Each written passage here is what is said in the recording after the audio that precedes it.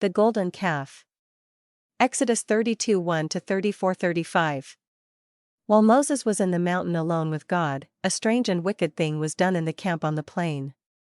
At first, the people were alarmed when they saw the mountain smoking and heard the thunder. But soon they grew accustomed to it, and when day after day passed, and Moses did not come down. At last, they said to Aaron, "Come now, make us a god that we may worship, and that we may have to lead us. As for Moses, the man who brought us out of the land of Egypt, we do not know what has become of him." Aaron was not a man of strong will, as Moses was. When his brother Moses was not by his side, Aaron was weak, and ready to yield to the wishes of the people. Aaron said, "If you must have a god that you can look at, then take off the gold earrings that are in your ears, and in the ears of your wives and children, and bring them to me." Then the people brought their gold to Aaron, and Aaron melted the gold rings, and shaped it with tools into the form of a calf. And he brought it out and stood it up before the people.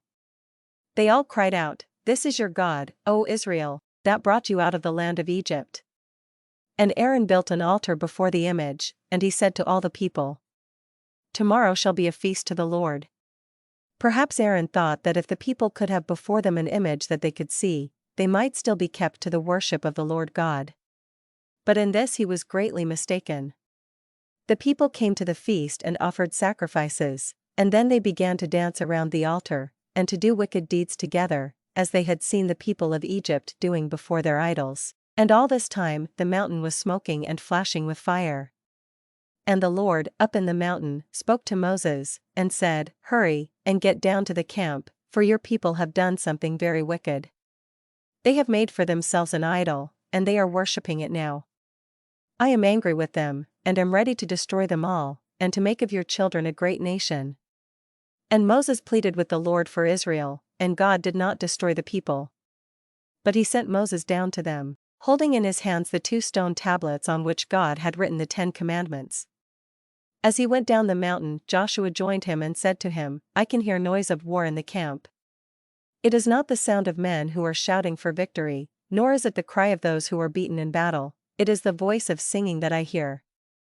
A short time later, as they stood where they could look down upon the camp, there was standing the golden calf, and around it were people making offerings, and feasting, and dancing and singing. And Moses was so angry when he saw all the wickedness and shame of his people, that he threw down the 2 tablets out of his hands, and broke them in pieces upon the rocks. What was the use of keeping the tablets of stone, he may have thought, while the people were breaking the laws written upon them? Moses came straight into the midst of the people, and at once all the dancing and merrymaking stopped. He tore down the golden calf, and broke it in pieces, and burned it in the fire, and ground it to powder, and threw it into the water. And he made the people drink the water filled with its dust.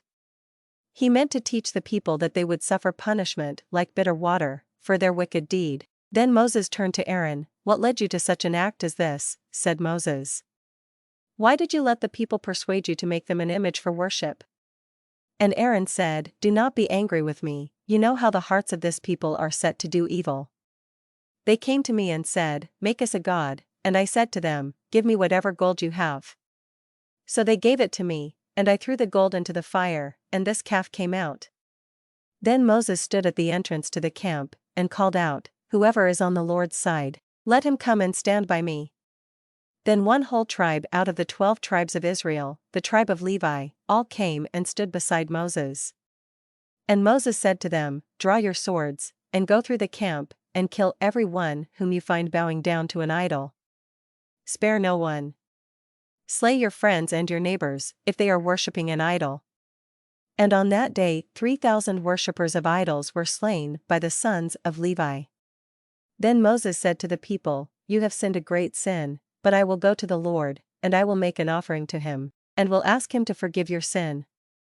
And Moses went before the Lord, and prayed for the people, and said, "O Lord, this people have sinned a great sin. Yet, now, please forgive their sin, if you are willing. And if you are not willing to forgive their sin, then let me suffer with them, for they are my people."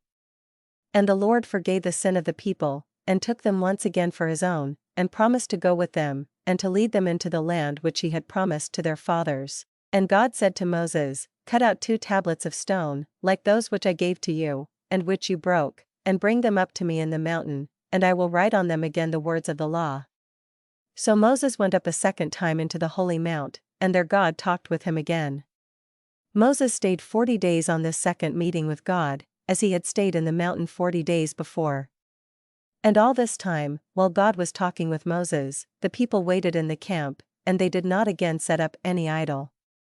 Once more Moses came down the mountain, bringing the 2 stone tablets, upon which God had written the words of his law, the 10 commandments. And Moses had been so close to God's glory, and had been so long in God's presence, that when he came into the camp of Israel, his face was shining, though he did not know it. The people could not look on Moses' face, it was so dazzling. And Moses found that when he talked with the people, he had to wear a veil over his face. When Moses went to talk with God, he took off the veil, but while he spoke with the people, he kept his face covered, for it shone as the sun.